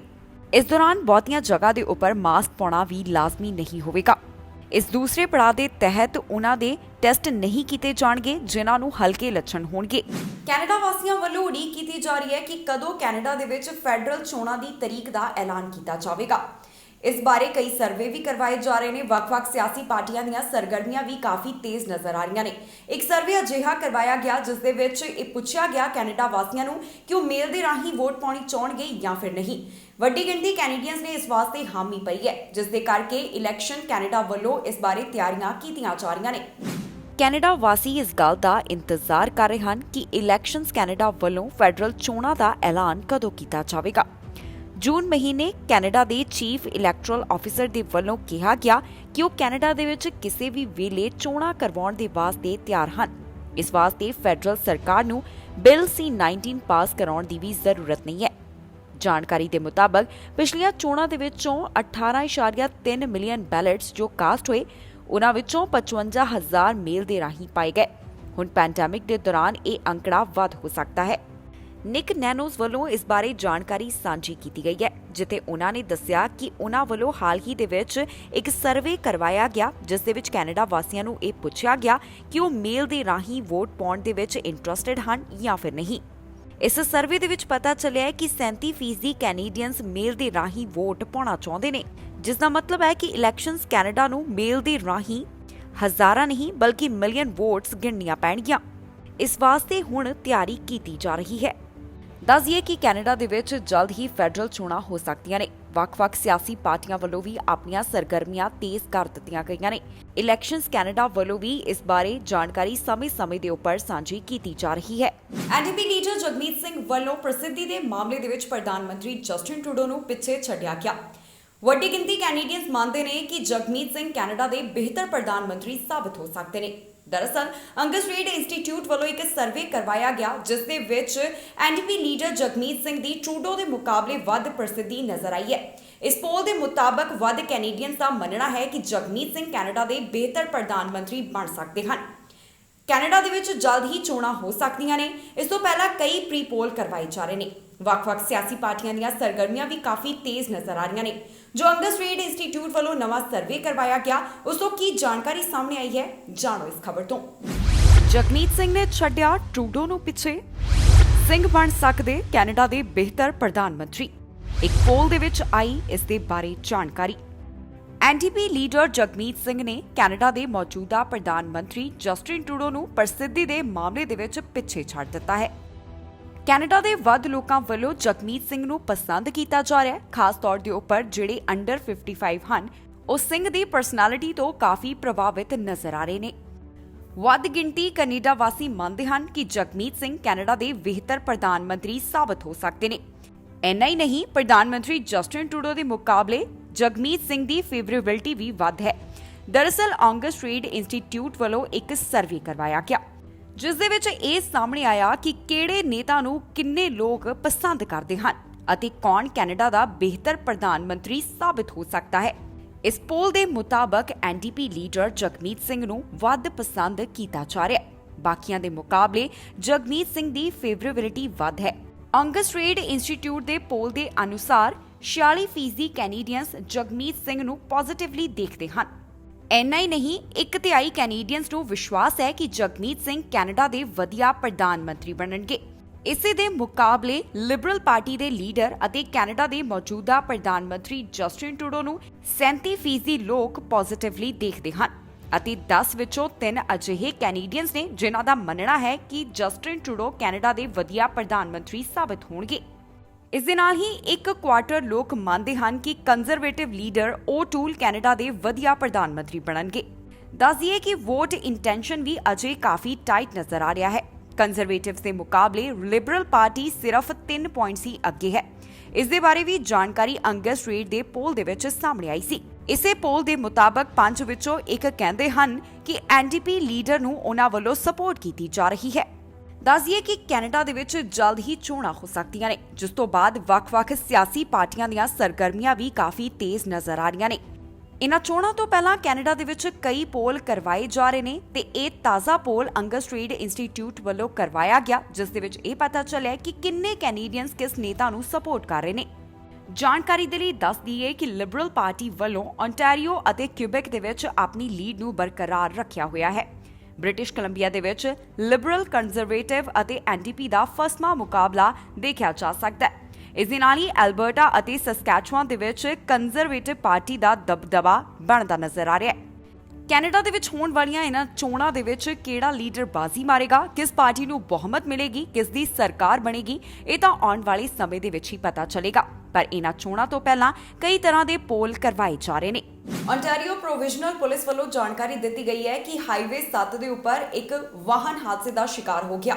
ਪੁਲਿਸ ਵੱਲੋਂ ਇਸ ਮਾਮਲੇ ਦੀ ਪੜਤਾਲ ਕੀਤੀ ਜਾ ਰਹੀ ਹੈ, ਪਰ ਨਾਲ ਹੀ ਉਹਨਾਂ ਨੇ ਦੱਸਿਆ ਕਿ ਇਸ ਦੌਰਾਨ ਇੱਕ ਵਿਅਕਤੀ ਦੀ ਮੌਤ ਹੋ ਗਈ ਹੈ। ਮਾਮਲੇ ਦੀ ਜਾਂਚ ਚੱਲ ਰਹੀ ਹੈ। ਬਾਕੀ ਜਾਣਕਾਰੀ ਅਜੇ ontario ਪੁਲਿਸ ਵੱਲੋਂ ਸਾਂਝੀ ਨਹੀਂ ਕੀਤੀ ਗਈ। ਵੈਸਟ ਆਫ ਓਟਵਾ ਦੇ ਹਾਈਵੇ 7 ਦੇ ਉੱਪਰ ਇੱਕ ਸੜਕ ਹਾਦਸਾ ਵਾਪਰਿਆ, ਜਿਸ ਦੇ ਵਿੱਚ ਇੱਕ ਵਿਅਕਤੀ ਦੀ ਜਾਨ ਚਲੀ ਗਈ। ontario ਪ੍ਰੋਵਿੰਸ਼ਨਲ ਪੁਲਿਸ ਵੱਲੋਂ ਇਸ ਬਾਰੇ ਜਾਣਕਾਰੀ ਸਾਂਝੀ ਕੀਤੀ ਗਈ ਹੈ, ਜਿੱਥੇ ਉਹਨਾਂ ਨੇ ਦੱਸਿਆ ਕਿ ਇਹ ਇੱਕ ਸਿੰਗਲ ਵਹੀਕਲ ਕੋਲੀਜਨ ਸੀ ਜੋ ਕਿ ਹਾਈਵੇ 7 ਦੇ ਉੱਪਰ ਵਾਪਰਿਆ। ਐਮਰਜੈਂਸੀ ਕ੍ਰਿਊਜ਼ ਨੂੰ ਇਸ ਘਟਨਾ ਦੇ ਬਾਰੇ ਵਿੱਚ ਤੜਕੇ 5 ਵਜੇ ਦੇ ਕਰੀਬ ਜਾਣਕਾਰੀ ਹਾਸਲ ਹੋਈ। ontario ਪੁਲਿਸ ਦਾ ਕਹਿਣਾ ਹੈ ਕਿ 32 ਸਾਲਾ ਵਿਅਕਤੀ ਦੀ ਇਸ ਘਟਨਾ ਦੇ ਵਿੱਚ ਮੌਤ ਹੋ ਗਈ ਹੈ। ਫਿਲਹਾਲ ਉਹਨਾਂ ਵੱਲੋਂ ਇਸ ਮਾਮਲੇ ਦੀ ਪੜਤਾਲ ਕੀਤੀ ਜਾ ਰਹੀ ਹੈ ਤੇ ਨਾਲ ਹੀ ਉਹਨਾਂ ਦਾ ਕਹਿਣਾ ਹੈ ਕਿ ਜੇਕਰ ਕਿਸੇ ਦੇ ਕੋਲ ਇਸ ਘਟਨਾ ਦੇ ਬਾਰੇ ਕੋਈ ਵੀ ਜਾਣਕਾਰੀ ਹੈ ਤਾਂ 6132709171 ਦੇ ਉੱਪਰ ਕਾਲ ਕਰਕੇ ਜਾਣਕਾਰੀ ਸਾਂਝੀ ਕੀਤੀ ਜਾ ਸਕਦੀ ਹੈ। ਦੱਸਿਏ ਕਿ ਕੁਝ ਸਮੇਂ ਦੇ ਵਾਸਤੇ ਵੈਸਟਬਾਉਂਡ ਲੇਨਸ ਅਤੇ 1 ਈਸਟਬਾਉਂਡ ਲੇਨ ਨੂੰ ਬੰਦ ਰੱਖਿਆ ਗਿਆ, ਪਰ ਕੁਝ ਸਮੇਂ ਬਾਅਦ ਇਸ ਨੂੰ ਮੁੜ ਤੋਂ ਖੋਲ੍ਹ ਦਿੱਤਾ ਗਿਆ। ਅਜੇ ਇਸ ਘਟਨਾ ਦੇ ਬਾਰੇ ਵਿੱਚ ontario ਪ੍ਰੋਵਿੰਸ਼ਨਲ ਪੁਲਿਸ ਵੱਲੋਂ ਵਧੇਰੇ ਜਾਣਕਾਰੀ ਸਾਂਝੀ ਨਹੀਂ ਕੀਤੀ ਗਈ ਤੇ ਉਹਨਾਂ ਵੱਲੋਂ ਇਸ ਮਾਮਲੇ ਦੀ ਜਾਂਚ ਕੀਤੀ ਜਾ ਰਹੀ ਹੈ, ਜਿਸ ਤੋਂ ਬਾਅਦ ਉਹ ਬਾਕੀ ਦੀ ਡੀਟੇਲ ਸਾਂਝੀ ਕਰਨਗੇ। 2017 ਦੇ ਇੱਕ ਮਾਮਲੇ ਸੰਬੰਧੀ ਪੰਜਾਬੀ ਟਰੱਕ ਡਰਾਈਵਰ ਨੂੰ ਸਜ਼ਾ ਸੁਣਾਈ ਗਈ ਹੈ। ਇਸ ਪੰਜਾਬੀ ਟਰੱਕ ਡਰਾਈਵਰ, ਜਿਸ ਦਾ ਨਾਮ ਬਲਜਿੰਦਰ ਸਿੰਘ ਹੈ, ਉਸ ਨੂੰ 3 ਸਾਲ ਦੀ ਸਜ਼ਾ ਸੁਣਾਈ ਗਈ। ਦੱਸ ਦਈਏ ਕਿ 2017 ਦੇ ਵਿੱਚ ਜੋ ਸੜਕ ਹਾਦਸਾ ਵਾਪਰਿਆ ਸੀ, ਇਸ ਦੇ ਵਿੱਚ 2 ਵਿਅਕਤੀਆਂ ਦੀ ਜਾਨ ਚਲੀ ਗਈ ਸੀ। 2017 ਦੇ ਮਾਮਲੇ ਦੇ ਵਿੱਚ ਪੰਜਾਬੀ ਟਰੱਕ ਡਰਾਈਵਰ ਨੂੰ 3 ਸਾਲ ਦੀ ਸਜ਼ਾ ਸੁਣਾਈ ਗਈ ਹੈ। ਜੀ ਹਾਂ, ਬਰੈਂਪਟਨ ਦੇ 60 ਸਾਲ ਦੇ ਡਰਾਈਵਰ, ਜਿਸ ਦਾ ਨਾਮ ਬਲਜਿੰਦਰ ਸਿੰਘ ਹੈ, ਉਸ ਨੂੰ 2017 ਦੀ ਘਟਨਾ ਦੇ ਸੰਬੰਧ ਦੇ ਵਿੱਚ 3 ਸਾਲ ਦੀ ਸਜ਼ਾ ਸੁਣਾਈ ਗਈ। ਦਰਅਸਲ ਅਗਸਤ 2017 ਦੇ ਵਿੱਚ ontario ਦੇ ਪੋਰਟ ਹੌਪ ਦੇ ਵਿੱਚ ਇੱਕ ਟਰੱਕ ਹਾਦਸਾ ਵਾਪਰਿਆ ਸੀ। ਇਸ ਦੌਰਾਨ 2 ਜਾਣਿਆਂ ਦੀ ਜਾਨ ਚਲੀ ਗਈ, ਜਿਸ ਸੰਬੰਧੀ ਬਲਜਿੰਦਰ ਸਿੰਘ ਨੂੰ 3 ਸਾਲ ਦੀ ਸਜ਼ਾ ਸੁਣਾਈ ਗਈ। ਸੁਪੀਰੀਅਰ ਕੋਰਟ ਦਾ ਇਸ ਮਾਮਲੇ ਸੰਬੰਧੀ ਕਹਿਣਾ ਹੈ ਕਿ ਬਲਜਿੰਦਰ ਸਿੰਘ ਨੇ ਹੌਲੀ ਜਾ ਰਹੇ ਟ੍ਰੈਫਿਕ ਦੀ ਪਰਵਾਹ ਨਾ ਕਰਦਿਆਂ ਉਸ ਤੋਂ ਅੱਗੇ ਜਾ ਰਹੇ ਵਾਹਨ ਨੂੰ ਟੱਕਰ ਮਾਰ ਦਿੱਤੀ। ਜਾਣਕਾਰੀ ਦੇ ਮੁਤਾਬਕ ਉਸ ਸਮੇਂ ਹਾਈਵੇ 401 ਦੇ ਉੱਪਰ ਕੁਝ ਲੇਨ ਬੰਦ ਕੀਤੀਆਂ ਗਈਆਂ ਸਨ ਅਤੇ ਟ੍ਰੈਫਿਕ ਕਾਫੀ ਹੌਲੀ ਚੱਲ ਰਿਹਾ ਸੀ। ਇਸ ਦੌਰਾਨ ਜਿਸ ਵਾਹਨ ਨੂੰ ਟੱਕਰ ਮਾਰੀ ਗਈ, ਉਸ ਦੇ ਵਿੱਚ 2 ਜਾਣੇ ਮੌਜੂਦ ਸਨ, ਜਿਨ੍ਹਾਂ ਦੀ ਇਸ ਘਟਨਾ ਦੇ ਵਿੱਚ ਜਾਨ ਚਲੀ ਗਈ ਸੀ। ਕੋਰਟ ਦਾ ਕਹਿਣਾ ਹੈ ਕਿ ਬਲਜਿੰਦਰ ਸਿੰਘ ਕਾਫੀ ਕਾਹਲੀ ਦੇ ਵਿੱਚ ਸੀ, ਜਿਸ ਤੋਂ ਬਾਅਦ ਕੋਰਟ ਵੱਲੋਂ ਬਲਜਿੰਦਰ ਸਿੰਘ ਨੂੰ ਇਸ ਮਾਮਲੇ ਸੰਬੰਧੀ 3 ਸਾਲ ਦੀ ਸਜ਼ਾ ਸੁਣਾਈ ਗਈ ਹੈ। ਇੰਨਾ ਹੀ ਨਹੀਂ, ਬਲਜਿੰਦਰ ਸਿੰਘ ਦਾ ਲਾਇਸੈਂਸ ਵੀ 5 ਸਾਲ ਦੇ ਵਾਸਤੇ ਸਸਪੈਂਡ ਕੀਤਾ ਗਿਆ। ਮਾਮਲਾ ਸਾਊਥ ਸਰੀ ਤੋਂ ਸਾਹਮਣੇ ਆਇਆ, ਜਿੱਥੇ ਕੰਸਟਰਕਸ਼ਨ ਸਾਈਟ ਦੇ ਖੇਤਰ ਦੇ ਵਿੱਚ ਅੱਗ ਲੱਗੀ ਹੈ। ਫਿਲਹਾਲ ਇਸ ਮਾਮਲੇ ਦੀ ਪੜਤਾਲ ਕੀਤੀ ਜਾ ਰਹੀ ਹੈ। ਨਾਲ ਹੀ ਇਹ ਜਾਣਕਾਰੀ ਜ਼ਰੂਰ ਸਾਂਝੀ ਕੀਤੀ ਗਈ ਹੈ ਕਿ ਇਸ ਦੌਰਾਨ ਕਿਸੇ ਵੀ ਜਾਨੀ ਨੁਕਸਾਨ ਤੋਂ ਬਚਾ ਰਿਹਾ। ਇਸ ਬਾਰੇ ਅਜੇ ਵਧੇਰੇ ਇਨਫੋਰਮੇਸ਼ਨ ਸਾਂਝੀ ਨਹੀਂ ਕੀਤੀ ਗਈ। ਇਸ ਦੀ ਜਾਂਚ ਚੱਲ ਰਹੀ ਹੈ। ਮਾਮਲਾ ਸਾਊਥ ਸਰੀ ਤੋਂ ਸਾਹਮਣੇ ਆਇਆ, ਜਿੱਥੇ 32 ਐਵਨਿਊ ਦੀ ਕੰਸਟਰਕਸ਼ਨ ਸਾਈਟ ਦੇ ਉੱਪਰ ਅੱਗ ਲੱਗੀ। ਇਸ ਮਾਮਲੇ ਸੰਬੰਧੀ ਫੇਸਬੁੱਕ ਦੇ ਉੱਪਰ ਕੁਝ ਤਸਵੀਰਾਂ ਸਾਂਝੀਆਂ ਕੀਤੀਆਂ ਜਾ ਰਹੀਆਂ ਨੇ, ਜਿਸ ਦੇ ਵਿੱਚ ਦੇਖਿਆ ਜਾ ਸਕਦਾ ਹੈ ਕਿ ਇਸ ਖੇਤਰ ਦੇ ਵਿੱਚ ਕਿਸ ਤਰ੍ਹਾਂ ਅੱਗ ਲੱਗੀ ਹੋਈ ਹੈ। ਇਹ ਮਾਮਲਾ 192 ਸਟਰੀਟ ਅਤੇ 32 ਐਵਨਿਊ ਤੋਂ ਸਾਹਮਣੇ ਆਇਆ। ਸਰੀ ਫਾਇਰ ਸਰਵਿਸਿਜ਼ ਦਾ ਕਹਿਣਾ ਹੈ ਕਿ ਉਹ ਅਜੇ ਇਸ ਬਾਰੇ ਵਧੇਰੇ ਜਾਣਕਾਰੀ ਸਾਂਝੀ ਨਹੀਂ ਕਰ ਸਕਦੇ। ਸੋਸ਼ਲ ਮੀਡੀਆ ਦੇ ਰਾਹੀਂ ਇਸ ਬਾਰੇ ਜੋ ਹੋਰ ਜਾਣਕਾਰੀ ਸਾਹਮਣੇ ਆਈ ਹੈ ਉਸ ਦੇ ਮੁਤਾਬਕ ਇਸ ਘਟਨਾ ਦੇ ਵਿੱਚ ਕਿਸੇ ਤਰ੍ਹਾਂ ਦੇ ਵੀ ਜਾਨੀ ਨੁਕਸਾਨ ਤੋਂ ਬਚਾ ਰਿਹਾ। ਫਾਇਰ ਕ੍ਰਿਊ ਨੂੰ ਇਸ ਘਟਨਾ ਦੇ ਬਾਰੇ ਵਿੱਚ ਸਵੇਰੇ 10:30 ਵਜੇ ਦੇ ਕਰੀਬ ਜਾਣਕਾਰੀ ਮਿਲੀ, ਜਿਸ ਤੋਂ ਬਾਅਦ ਉਹ ਘਟਨਾ ਵਾਲੀ ਥਾਂ ਦੇ ਉੱਪਰ ਪਹੁੰਚੇ। ਫਿਲਹਾਲ ਜੋ ਕੰਸਟਰਕਸ਼ਨ ਸਾਈਟ ਤੋਂ ਅੱਗ ਲੱਗਣ ਦਾ ਮਾਮਲਾ ਸਾਹਮਣੇ ਆਇਆ, ਇਸ ਦੌਰਾਨ ਸਰੀ ਫਾਇਰ ਕ੍ਰਿਊ ਵੱਲੋਂ ਕਾਰਵਾਈ ਕੀਤੀ ਜਾ ਰਹੀ ਹੈ। ਇਸ ਮਾਮਲੇ ਦੇ ਬਾਰੇ ਅਜੇ ਵਧੇਰੇ ਜਾਣਕਾਰੀ ਸਾਂਝੀ ਨਹੀਂ ਕੀਤੀ ਗਈ। ਆਉਣ ਵਾਲੇ ਸਮੇਂ ਦੇ ਵਿੱਚ ਇਸ ਬਾਰੇ ਹੋਰ ਜਾਣਕਾਰੀ ਅਪਡੇਟ ਸਾਂਝੀ ਕੀਤੀ ਜਾਵੇਗੀ। ਚਿਲਾਵੈਕ ਤੋਂ ਮਾਮਲਾ ਸਾਹਮਣੇ ਹੈ ਜਿੱਥੇ ਅਪਾਰਟਮੈਂਟ ਦੇ ਵਿੱਚ ਅੱਗ ਲੱਗੀ ਹੈ। ਇਸ ਮਾਮਲੇ ਦੀ ਜਾਂਚ ਚੱਲ ਰਹੀ ਹੈ, ਪਰ ਵਿਟਨੈਸ ਵੱਲੋਂ ਜੋ ਦੱਸਿਆ ਗਿਆ ਉਸ ਦੇ ਮੁਤਾਬਕ ਇੱਥੇ ਇੱਕ ਵਿਅਕਤੀ ਵੱਲੋਂ ਆਪਣੀ ਜਾਨ ਬਚਾਉਣ ਦੇ ਲਈ ਬਾਲਕਨੀ ਤੋਂ ਛਾਲ ਮਾਰੀ ਗਈ, ਪਰ ਉਸ ਦੀ ਮੌਤ ਹੋ ਗਈ ਹੈ। ਅਜੇ ਅਧਿਕਾਰਿਕ ਤੌਰ ਦੇ ਉੱਪਰ ਜਾਣੀ ਕਿ ਆਫੀਸ਼ੀਅਲੀ ਇਸ ਦੇ ਬਾਰੇ ਵਿੱਚ ਕੋਈ ਵੀ ਅਨਾਉਂਸਮੈਂਟ ਨਹੀਂ ਕੀਤੀ ਗਈ। ਅੱਧੀ ਰਾਤ ਨੂੰ ਚਿਲਾਵੈਕ ਅਪਾਰਟਮੈਂਟ ਦੇ ਵਿੱਚ ਅੱਗ ਲੱਗਣ ਦਾ ਮਾਮਲਾ ਸਾਹਮਣੇ ਆਇਆ। ਜਾਣਕਾਰੀ ਦੇ ਮੁਤਾਬਕ ਇਸ ਅੱਗ ਲੱਗਣ ਦੇ ਕਾਰਨ ਚਿਲਾਵੈਕ ਅਪਾਰਟਮੈਂਟ ਦੀ ਬਿਲਡਿੰਗ ਨੁਕਸਾਨੀ ਗਈ ਹੈ। ਫਾਇਰ ਫਾਈਟਿੰਗ ਕ੍ਰਿਊਜ਼ ਦੇ ਵੱਲੋਂ ਇਸ ਦੇ ਉੱਪਰ ਕਾਰਵਾਈ ਕੀਤੀ ਗਈ ਅਤੇ ਅੱਗ ਬੁਝਾਉਣ ਦੀਆਂ ਕੋਸ਼ਿਸ਼ਾਂ ਕੀਤੀਆਂ ਜਾ ਰਹੀਆਂ ਸਨ। ਇਸ ਦੌਰਾਨ ਬਿਲਡਿੰਗ ਦੇ ਹੇਠਾਂ ਰਹਿਣ ਵਾਲੇ ਵਿਅਕਤੀ ਵੱਲੋਂ ਇਸ ਬਾਰੇ ਜਾਣਕਾਰੀ ਸਾਂਝੀ ਕੀਤੀ ਗਈ ਹੈ, ਜਿੱਥੇ ਉਹਨਾਂ ਨੇ ਦੱਸਿਆ ਕਿ ਉਹ ਰਾਤ 1 ਵਜੇ ਦੇ ਕਰੀਬ ਜਦੋਂ ਉੱਠੀ ਤਾਂ ਉਹਨੇ ਦੇਖਿਆ ਕਿ ਲੋਕਾਂ ਦੇ ਚਿਲਾਉਣ ਦੀਆਂ ਆਵਾਜ਼ਾਂ ਆ ਰਹੀਆਂ ਸਨ। ਪਹਿਲਾਂ ਉਸ ਨੂੰ ਇੰਜ ਲੱਗਿਆ ਜਿਵੇਂ ਕੋਈ ਲੋਕ ਆਪਸ ਦੇ ਵਿੱਚ ਝਗੜਾ ਕਰ ਰਹੇ ਹੋਣ, ਪਰ ਬਾਅਦ ਦੇ ਵਿੱਚ ਉਸ ਨੂੰ ਪਤਾ ਚੱਲਿਆ ਕਿ ਲੋਕਾਂ ਵੱਲੋਂ ਇੱਥੇ ਕਿਉਂ ਚੀਕਿਆ ਜਾ ਰਿਹਾ ਸੀ। ਜਦੋਂ ਔਰਤ ਬਾਹਰ ਆਈ ਤਾਂ ਉਸਨੇ ਅੱਗ ਦੀਆਂ ਲਪਟਾਂ ਦੇਖੀਆਂ। ਨਾਲ ਹੀ ਉਸਨੇ ਇਹ ਵੀ ਜਾਣਕਾਰੀ ਦਿੱਤੀ ਹੈ ਕਿ ਇਸ ਦੌਰਾਨ 2 ਵਿਅਕਤੀ ਬਿਲਡਿੰਗ ਦੇ ਵੱਲ ਭੱਜੇ ਤੇ ਉਹਨਾਂ ਵੱਲੋਂ ਦਰਵਾਜ਼ਾ ਖੜਕਾਇਆ ਜਾ ਰਿਹਾ ਸੀ ਤੇ ਉਹਨਾਂ ਵੱਲੋਂ ਚਿল্লাਇਆ ਜਾ ਰਿਹਾ ਸੀ ਫਾਇਰ। ਪਰ ਇਸ ਦੌਰਾਨ ਲੋਕ ਆਪਣੇ ਘਰ ਤੋਂ ਬਾਹਰ ਨਹੀਂ ਆਏ ਕਿਉਂਕਿ ਉਹਨਾਂ ਨੂੰ ਲੱਗਿਆ ਕਿ ਸ਼ਾਇਦ ਕਿਸੇ ਵੱਲੋਂ ਮਜ਼ਾਕ ਕੀਤਾ ਜਾ ਰਿਹਾ ਹੈ। ਸਭ ਤੋਂ ਪਹਿਲਾਂ ਜੋ ਘਰ ਤੋਂ ਬਾਹਰ ਆਏ ਉਹਨਾਂ ਦੇ ਵਿੱਚ ਇੱਕ ਮਾਂ ਅਤੇ ਉਸਦਾ 5 ਸਾਲ ਦਾ ਬੱਚਾ ਸ਼ਾਮਿਲ ਸੀ। ਇਹ ਦੋਨੋਂ ਜਾਣੇ ਫਰਸਟ ਫਲੋਰ ਦੇ ਉੱਪਰ ਰਹਿੰਦੇ ਹਨ। ਹੈਮਿਲਟਨ ਨੇ ਦੱਸਿਆ ਹੈ ਕਿ ਉਸਦਾ ਬੱਚਾ ਕਹਿ ਰਿਹਾ ਸੀ ਕਿ ਉਹ ਆਪਣੇ ਸਾਰੇ ਖਿਡੌਣੇ ਗਵਾ ਦੇਵੇਗਾ। ਇਸ ਘਟਨਾ ਨੂੰ ਉਹਨਾਂ ਨੇ ਕਾਫੀ ਜ਼ਿਆਦਾ ਭਿਆਨਕ ਦੱਸਿਆ। ਇਹ ਵੀ ਜਾਣਕਾਰੀ ਦਿੱਤੀ ਗਈ ਹੈ ਕਿ ਇੱਥੇ ਇੱਕ ਵਿਅਕਤੀ ਵੱਲੋਂ ਆਪਣੀ ਬਾਲਕਨੀ ਤੋਂ ਜਾਨ ਬਚਾਉਣ ਦੇ ਲਈ ਛਲਾਂਗ ਮਾਰੀ ਗਈ ਅਤੇ ਇਸ ਦੀ ਮੌਤ ਹੋ ਗਈ ਹੈ, ਪਰ ਅਧਿਕਾਰੀਆਂ ਵੱਲੋਂ ਅਜੇ ਇਸ ਦੇ ਬਾਰੇ ਕੋਈ ਵੀ ਪੁਸ਼ਟੀ ਨਹੀਂ ਕੀਤੀ ਗਈ। ਇੱਥੇ ਜੋ ਵਿਟਨੈਸ ਮੌਜੂਦ ਸਨ ਉਹਨਾਂ ਵੱਲੋਂ ਇਸ ਦੀ ਜਾਣਕਾਰੀ ਦਿੱਤੀ ਗਈ। ਕੈਨੇਡਾ ਦੇ ਕੁਝ ਸੂਬਿਆਂ ਤੋਂ ਅਜਿਹਾ ਮਾਮਲਾ ਸਾਹਮਣੇ ਆਇਆ ਜਿੱਥੇ ਖੂਨ ਦੀ ਕਮੀ ਦਰਜ ਕੀਤੀ ਜਾ ਰਹੀ ਹੈ। ਦਰਅਸਲ ਕਰੋਨਾ ਪੈਂਡੈਮਿਕ ਦੇ ਦੌਰਾਨ ਜਦੋਂ ਵੱਧ ਮਾਮਲੇ ਸਾਹਮਣੇ ਆ ਰਹੇ ਸਨ, ਕਈ ਹਸਪਤਾਲਾਂ ਦੇ ਵੱਲੋਂ ਸਰਜਰੀਆਂ ਰੱਦ ਕੀਤੀਆਂ ਗਈਆਂ, ਇਹਨਾਂ ਨੂੰ ਅੱਗੇ ਪਾ ਦਿੱਤਾ ਗਿਆ। ਪਰ ਹੁਣ ਇੱਕ ਵਾਰ ਫਿਰ ਤੋਂ ਜਦੋਂ ਪਾਬੰਦੀਆਂ ਹਟਾਈਆਂ ਜਾ ਰਹੀਆਂ ਨੇ, ਹਸਪਤਾਲਾਂ ਵੱਲੋਂ ਫੈਸਲਾ ਕੀਤਾ ਗਿਆ ਕਿ ਮੁੜ ਤੋਂ ਸਰਜਰੀਆਂ ਕੀਤੀਆਂ ਜਾਣਗੀਆਂ ਜਿਨ੍ਹਾਂ ਸਰਜਰੀਆਂ ਨੂੰ ਰੱਦ ਕੀਤਾ ਗਿਆ ਸੀ। ਪਰ ਇਸ ਦੌਰਾਨ ਇਹ ਦੇਖਿਆ ਜਾ ਰਿਹਾ ਹੈ ਕਿ ਖੂਨ ਦੀ ਮੰਗ ਵੱਧ ਰਹੀ ਹੈ। ਕੈਨੇਡਾ ਦੇ ਵਿੱਚ ਕਰੋਨਾ ਪੈਂਡੈਮਿਕ ਦੇ ਕਾਰਨ ਖੂਨ ਦੀ ਕਮੀ ਦੇਖੀ ਜਾ ਰਹੀ ਹੈ। ਕੈਨੇਡਾ ਦੇ ਵੱਖ-ਵੱਖ ਪ੍ਰੋਵਿੰਸਸ ਜਿਵੇਂ ਐਲਬਰਟਾ, ਬ੍ਰਿਟਿਸ਼ ਕੋਲੰਬੀਆ ਤੇ ਸਸਕੈਚੁਆਨ ਦੇ ਸੂਬਿਆਂ ਦੇ ਵਿੱਚ ਪਾਬੰਦੀਆਂ ਹਟਾਉਣੀਆਂ ਸ਼ੁਰੂ ਕਰ ਦਿੱਤੀਆਂ ਗਈਆਂ, ਜਿਸ ਤੋਂ ਬਾਅਦ ਖੂਨ ਦੀ ਮੰਗ ਕਾਫੀ ਵੱਧ ਗਈ ਹੈ। ਹਸਪਤਾਲਾਂ ਵੱਲੋਂ ਕਰੋਨਾ ਪੈਂਡੈਮਿਕ ਦੇ ਕਾਰਨ ਕਈ ਸਰਜਰੀਆਂ ਨੂੰ ਅੱਗੇ ਪਾਇਆ ਗਿਆ ਸੀ ਤੇ ਹੁਣ ਕੈਨੇਡਾ ਦੇ ਵਿੱਚ ਇਹਨਾਂ ਸਰਜਰੀਆਂ ਨੂੰ ਕਰਨ ਦੀ ਸ਼ੁਰੂਆਤ ਕਰ ਦਿੱਤੀ ਗਈ ਹੈ। ਨਾਲ ਹੀ ਲੋਕ ਆਪਣੀ ਆਮ ਜ਼ਿੰਦਗੀ ਦੇ ਵੱਲ ਪਰਤੇ ਨੇ, ਜਿਸ ਤੋਂ ਬਾਅਦ ਲੋਕਾਂ ਵੱਲੋਂ ਆਪਣੀਆਂ ਆਮ ਗਤੀਵਿਧੀਆਂ ਦੀ ਸ਼ੁਰੂਆਤ ਫਿਰ ਤੋਂ ਕਰ ਦਿੱਤੀ ਗਈ ਹੈ। ਦੱਸ ਦਈਏ ਕਿ 6 ਮਹੀਨੇ ਪਹਿਲਾਂ ਬਲੱਡ ਦੀ ਮੰਗ ਸਰਜਰੀਆਂ ਰੱਦ ਹੋਣ ਕਰਕੇ ਕਾਫੀ ਘਟ ਗਈ ਸੀ। ਇਸ ਦੇ ਹੋਰ ਵੀ ਕਈ ਕਾਰਨ ਸਨ, ਪਰ ਕਿਉਂਕਿ ਹੁਣ ਲੋਕ ਆਮ ਜ਼ਿੰਦਗੀ ਵੱਲ ਮੁੜ ਤੋਂ ਪਰਤ ਰਹੇ ਨੇ, ਜਿਸ ਤੋਂ ਬਾਅਦ ਇੱਕ ਵਾਰ ਫਿਰ ਤੋਂ ਖੂਨ ਦੀ ਮੰਗ ਵਧਦੀ ਹੋਈ ਦਿਖਾਈ ਦੇ ਰਹੀ ਹੈ। ਜਾਣਕਾਰੀ ਦੇ ਮੁਤਾਬਕ ਕੁਝ ਡੋਨੇਸ਼ਨ ਸੈਂਟਰਸ ਅਤੇ ਮੋਬਾਈਲ ਕਲੀਨਿਕਸ ਦੇ ਸਮੇਂ ਨੂੰ ਵਧਾ ਦਿੱਤਾ ਗਿਆ ਹੈ। ਹੁਣ ਜੋ ਜਾਣਕਾਰੀ ਮਿਲ ਰਹੀ ਹੈ ਉਸ ਦੇ ਮੁਤਾਬਕ ਕਈ ਹਿੱਸਿਆਂ ਦੇ ਵਿੱਚ ਖੂਨ ਦੀ ਮੰਗ ਵਧ ਰਹੀ ਹੈ ਤੇ ਕਰੋਨਾ ਪੈਂਡੈਮਿਕ ਦੇ ਕਾਰਨ ਕੈਨੇਡਾ ਦੇ ਵਿੱਚ ਖੂਨ ਦੀ ਕਮੀ ਆਈ ਹੈ। ਸਰੀ ਆਰਸੀਐਮਪੀ ਵੱਲੋਂ ਇੱਕ ਚੋਰੀ ਦੇ ਮਾਮਲੇ ਸੰਬੰਧੀ ਸਸਪੈਕਟ ਦੀ ਭਾਲ ਕੀਤੀ ਜਾ ਰਹੀ ਹੈ। ਆਰਸੀਐਮਪੀ ਵੱਲੋਂ ਕਿਸ ਤਰ੍ਹਾਂ ਦਾ ਇਹ ਸਸਪੈਕਟ ਦਿਖਦਾ ਹੈ ਇਸ ਦੇ ਬਾਰੇ ਦੱਸਿਆ ਗਿਆ, ਨਾਲ ਹੀ ਉਹਨਾਂ ਨੇ ਇਸ ਸਸਪੈਕਟ ਦੀ ਤਸਵੀਰ ਵੀ ਜਾਰੀ ਕੀਤੀ ਹੈ। ਲੋਕਾਂ ਨੂੰ ਅਪੀਲ ਕੀਤੀ ਗਈ ਹੈ ਕਿ ਜੇਕਰ ਉਹਨਾਂ ਨੂੰ ਇਹ ਵਿਅਕਤੀ ਕਿਤੇ ਨਜ਼ਰ ਆਉਂਦਾ ਹੈ ਜਾਂ ਫਿਰ ਇਸ ਬਾਰੇ ਕੋਈ ਜਾਣਕਾਰੀ ਹੈ ਤਾਂ ਆਰਸੀਐਮਪੀ ਦੇ ਨਾਲ ਸੰਪਰਕ ਕੀਤਾ ਜਾਵੇ। ਸਰੀ ਪੁਲਿਸ ਵੱਲੋਂ ਇੱਕ ਚੋਰੀ ਦੇ ਸੰਬੰਧੀ ਸਸਪੈਕਟ ਦੀ ਭਾਲ ਕੀਤੀ ਜਾ ਰਹੀ ਹੈ। ਸਰੀ ਪੁਲਿਸ ਵੱਲੋਂ ਇਸ ਸਸਪੈਕਟ ਦੀ ਤਸਵੀਰ ਜਾਰੀ ਕੀਤੀ ਗਈ ਹੈ। ਇਸ ਦੇ ਨਾਲ ਹੀ ਸਰੀ ਆਰਸੀਐਮਪੀ ਵੱਲੋਂ ਇੱਕ ਨਿਊਜ਼ ਰਿਲੀਜ਼ ਵੀ ਜਾਰੀ ਕੀਤੀ ਗਈ ਹੈ, ਜਿਸ ਦੇ ਵਿੱਚ ਉਹਨਾਂ ਨੇ ਦੱਸਿਆ ਕਿ ਸਸਪੈਕਟ ਦੀ ਉਮਰ 30 ਤੋਂ 40 ਸਾਲ ਦੇ ਕਰੀਬ ਹੈ। ਉਸਨੇ ਨੀਲੇ ਰੰਗ ਦਾ ਬੈਂਡੇਨਾ, ਸਨ ਗਲਾਸਿਸ, ਸਰਜੀਕਲ ਮਾਸਕ ਪਾਇਆ ਹੋਇਆ ਹੈ। ਇਸ ਸਸਪੈਕਟ ਦੇ ਨੀਲੇ ਰੰਗ ਦੀ ਸ਼ਰਟ ਪਾਈ ਹੋਈ ਹੈ, ਜਿਸ ਦੀਆਂ ਲੰਬੀਆਂ ਬਾਹਾਂ ਹਨ। ਆਰਸੀਐਮਪੀ ਦੇ ਮੁਤਾਬਕ ਇਹ ਵਿਅਕਤੀ ਉਸ ਚੋਰੀ ਦਾ ਸਸਪੈਕਟ ਹੈ ਜੋ 19 ਜੁਲਾਈ ਨੂੰ 6 ਵਜੇ ਦੇ ਕਰੀਬ ਵਾਪਰੀ ਸੀ। ਇਸ ਚੋਰੀ ਦੀ ਵਾਰਦਾਤ ਨੂੰ ਚੌਂਟ ਐਵੀਨਿਊ ਦੇ 17700 ਬਲਾਕ ਦੇ ਵਿੱਚ ਅੰਜਾਮ ਦਿੱਤਾ ਗਿਆ। ਸਰੀ ਆਰਸੀਐਮਪੀ ਦਾ ਕਹਿਣਾ ਹੈ ਕਿ ਜੇਕਰ ਕਿਸੇ ਨੂੰ ਵੀ ਇਸ ਘਟਨਾ ਸੰਬੰਧੀ ਜਾਂ ਸਸਪੈਕਟ ਦੇ ਬਾਰੇ ਕੋਈ ਜਾਣਕਾਰੀ ਹੈ ਤਾਂ ਸਰੀ ਆਰਸੀਐਮਪੀ ਦੇ ਨਾਲ 604 599 0502 ਜਾਂ ਫਿਰ ਕ੍ਰਾਈਮ ਸਟਾਪਰਸ ਦੇ ਨਾਲ 1800 222 8477 ਦੇ ਉੱਪਰ ਕਾਲ ਕਰਕੇ ਜਾਣਕਾਰੀ ਸਾਂਝੀ ਕੀਤੀ ਜਾਵੇ। ਦੱਸ ਦਈਏ ਕਿ ਸਰੀ ਆਰਸੀਐਮਪੀ ਵੱਲੋਂ ਇਸ ਵਿਅਕਤੀ ਦੀ ਤਸਵੀਰ ਜਾਰੀ ਕੀਤੀ ਗਈ ਹੈ ਤੇ ਨਾਲ ਹੀ ਲੋਕਾਂ ਤੋਂ ਇਹ ਮੰਗ ਕੀਤੀ ਹੈ ਕਿ ਇਸ ਸਸਪੈਕਟ ਨੂੰ ਲੱਭਣ ਦੇ ਵਿੱਚ ਮਦਦ ਕੀਤੀ ਜਾਵੇ। ਅਲਾਸਕਾ ਦੇ ਵਿੱਚ ਭੂਚਾਲ ਦੇ ਜ਼ਬਰਦਸਤ ਝਟਕੇ ਮਹਿਸੂਸ ਕੀਤੇ ਗਏ, ਜਿਸ ਤੋਂ ਬਾਅਦ ਬ੍ਰਿਟਿਸ਼ ਕੋਲੰਬੀਆ ਦੇ ਕੁਝ ਹਿੱਸਿਆਂ ਦੇ ਵਾਸਤੇ ਸੁਨਾਮੀ ਦੀ ਚੇਤਾਵਨੀ ਜਾਰੀ ਕੀਤੀ ਗਈ ਸੀ। ਪਰ ਇਸ ਬਾਰੇ ਜੋ ਹੁਣ ਅਪਡੇਟ ਸਾਂਝੀ ਕੀਤੀ ਗਈ ਹੈ ਉਸ ਦੇ ਮੁਤਾਬਕ ਬ੍ਰਿਟਿਸ਼ ਕੋਲੰਬੀਆ ਦੇ ਇਨ੍ਹਾਂ ਖੇਤਰਾਂ ਦੇ ਵਿੱਚ ਸੁਨਾਮੀ ਦਾ ਕੋਈ ਵੀ ਖਤਰਾ ਨਹੀਂ ਹੈ। ਅਲਾਸਕਾ ਦੇ ਵਿੱਚ ਭੂਚਾਲ ਦੇ ਜ਼ਬਰਦਸਤ ਝਟਕੇ ਮਹਿਸੂਸ ਕੀਤੇ ਗਏ, ਪਰ ਬ੍ਰਿਟਿਸ਼ ਕੋਲੰਬੀਆ ਦੇ ਵਿੱਚ ਸੁਨਾਮੀ ਦੇ ਖਤਰੇ ਤੋਂ ਬਚਾ ਰਿਹਾ। ਐਮਰਜੈਂਸੀ ਮੈਨੇਜਮੈਂਟ ਬ੍ਰਿਟਿਸ਼ ਕੋਲੰਬੀਆ ਵੱਲੋਂ ਜਾਣਕਾਰੀ ਦਿੱਤੀ ਗਈ ਹੈ, ਜਿੱਥੇ ਉਹਨਾਂ ਨੇ ਬ੍ਰਿਟਿਸ਼ ਕੋਲੰਬੀਆ ਦੇ ਕੁਝ ਖੇਤਰਾਂ ਦੇ ਵਾਸਤੇ ਸੁਨਾਮੀ ਦੇ ਖਤਰੇ ਨੂੰ ਰੱਦ ਕੀਤਾ ਹੈ। ਦਰਅਸਲ ਅਲਾਸਕਾ ਦੇ ਵਿੱਚ ਜ਼ਬਰਦਸਤ ਭੂਚਾਲ ਦੇ ਝਟਕੇ ਮਹਿਸੂਸ ਕੀਤੇ ਗਏ, ਜਿਸ ਤੋਂ ਬਾਅਦ ਇਹ ਕਿਹਾ ਜਾਣ ਲੱਗਿਆ ਕਿ ਸ਼ਾਇਦ ਬ੍ਰਿਟਿਸ਼ ਕੋਲੰਬੀਆ ਦੇ ਕੁਝ ਹਿੱਸਿਆਂ ਦੇ ਵਿੱਚ ਸੁਨਾਮੀ ਦਾ ਖਤਰਾ ਪੈਦਾ ਹੋ ਸਕਦਾ ਹੈ। ਅਲਾਸਕਾ ਦੇ ਵਿੱਚ ਜੋ ਭੂਚਾਲ ਆਇਆ ਉਸ ਦੀ ਤੀਬਰਤਾ 8.2 ਮੈਗਨੀਟਿਊਡ ਦੀ ਦੱਸੀ ਗਈ।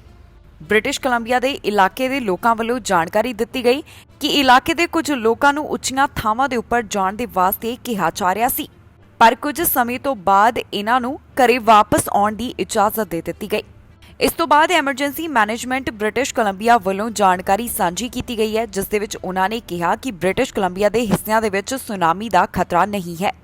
ਜਾਣਕਾਰੀ ਦੇ ਮੁਤਾਬਕ ਅਲਾਸਕਾ ਦੇ ਵਿੱਚ ਜਦੋਂ ਭੂਚਾਲ ਦੇ ਝਟਕੇ ਆਏ ਤੇ ਉਸ ਤੋਂ ਬਾਅਦ ਸੁਨਾਮੀ ਦੀ ਚੇਤਾਵਨੀ ਜਾਰੀ ਕੀਤੀ ਗਈ ਸੀ। ਇਸ ਖਬਰ ਦੇ ਵਿੱਚ ਜਾਣਕਾਰੀ ਤੁਹਾਡੇ ਨਾਲ ਸਾਂਝੀ ਕਰਾਂਗੇ ਕਿ ਕੈਨੇਡਾ ਦੇ ਕਿਸ ਹਿੱਸੇ ਤੋਂ ਕਿੰਨੇ ਕੋਰੋਨਾ ਦੇ ਮਾਮਲੇ ਸਾਹਮਣੇ ਆਏ। ਕੈਨੇਡਾ ਦੇ ਵਿੱਚ ਕੋਰੋਨਾ ਵਾਇਰਸ ਦੇ ਕੀ ਹਾਲਾਤ ਬਣੇ ਹੋਏ ਨੇ, ਇਸ ਖਬਰ ਦੇ ਵਿੱਚ ਦੇਵਾਂਗੇ ਸਾਰੀ ਜਾਣਕਾਰੀ। ਓਨਟਾਰੀਓ ਤੋਂ 24 ਘੰਟਿਆਂ ਦੌਰਾਨ 218 ਕੋਰੋਨਾ ਦੇ ਮਾਮਲੇ ਸਾਹਮਣੇ ਆਏ। ਹੁਣ ਤੱਕ ਪ੍ਰੋਵਿੰਸ ਦੇ ਵਿੱਚ 5,49,952 ਦੇ ਕਰੀਬ ਕੁੱਲ ਕੋਰੋਨਾ ਦੇ ਮਾਮਲੇ ਸਾਹਮਣੇ ਆ ਚੁੱਕੇ ਹਨ। ਟੋਰਾਂਟੋ ਤੇ ਪੀਲ ਰੀਜਨ ਤੋਂ 38, ਹੈਮਿਲਟਨ ਤੋਂ 25, ਵਾਟਰਲੂ ਤੋਂ 19, ਗ੍ਰੇ ਬਰੂਸ ਤੋਂ 13, ਹਾਲਟਨ ਰੀਜਨ ਤੋਂ 12, ਯਾਰਕ ਰੀਜਨ ਤੋਂ 10 ਕੋਰੋਨਾ ਮਾਮਲਿਆਂ ਦੀ ਪੁਸ਼ਟੀ ਹੋਈ ਹੈ। ਬੀਤੇ 24 ਘੰਟਿਆਂ ਦੌਰਾਨ 3 ਲੋਕਾਂ ਦੀ ਜਾਨ ਇਸ ਵਾਇਰਸ ਦੇ ਕਾਰਨ ਚਲੀ ਗਈ, ਜਿਸ ਤੋਂ ਬਾਅਦ ਹੁਣ ਤੱਕ ਦਾ ਮੌਤਾਂ ਦਾ ਅੰਕੜਾ ਸੂਬੇ ਦੇ ਵਿੱਚ 9,328 ਦੇ ਉੱਪਰ ਪਹੁੰਚ ਗਿਆ। ਓਨਟਾਰੀਓ ਦੇ ਵਿੱਚ 67.9% ਆਬਾਦੀ ਨੂੰ ਕੋਵਿਡ-19 ਵੈਕਸੀਨ ਦੀ 2 ਡੋਜ਼ ਅਤੇ 80% ਆਬਾਦੀ ਨੂੰ ਕੋਵਿਡ-19 ਵੈਕਸੀਨ ਦੀ 1 ਡੋਜ਼ ਲੱਗ ਚੁੱਕੀ ਹੈ। ਓਨਟਾਰੀਓ ਦੇ ਵਿੱਚ ਹੁਣ ਤੱਕ 5,39,200 ਦੇ ਕਰੀਬ ਰਿਕਵਰਡ ਮਾਮਲਿਆਂ ਦੀ ਗਿਣਤੀ ਹੈ। ਇਸ ਦੇ ਨਾਲ ਹੀ ਓਨਟਾਰੀਓ ਦੇ ਵਿੱਚ ਐਕਟਿਵ ਕੋਰੋਨਾ ਦੇ ਮਾਮਲੇ 1,424 ਦੇ ਕਰੀਬ ਹਨ। ਮਿਨਿਸਟਰੀ ਆਫ ਹੈਲਥ ਵੱਲੋਂ ਜੋ ਜਾਣਕਾਰੀ ਦਿੱਤੀ ਗਈ ਉਸ ਦੇ ਮੁਤਾਬਕ ਓਨਟਾਰੀਓ ਦੇ ਵਿੱਚ 105 ਦੇ ਕਰੀਬ ਮਰੀਜ਼ਾਂ ਦੀ ਗਿਣਤੀ ਹਸਪਤਾਲ ਦੇ ਵਿੱਚ ਹੈ। 121 ਮਰੀਜ਼ ਇੰਟੈਂਸਿਵ ਕੇਅਰ ਅਧੀਨ ਹਨ ਅਤੇ 86 ਮਰੀਜ਼ ਆਈਸੀਯੂ ਦੇ ਵਿੱਚ ਵੈਂਟੀਲੇਟਰ ਦੇ ਉੱਪਰ ਨੇ। ਕਿਬੈਕ ਤੋਂ 24 ਘੰਟਿਆਂ ਦੌਰਾਨ 138 ਕੋਰੋਨਾ ਦੇ ਮਾਮਲੇ ਸਾਹਮਣੇ ਆਏ ਅਤੇ ਇਹਨਾਂ 24 ਘੰਟਿਆਂ ਦੌਰਾਨ ਕੋਈ ਵੀ ਜਾਨ ਇਸ ਵਾਇਰਸ ਦੇ ਕਾਰਨ ਨਹੀਂ ਗਈ।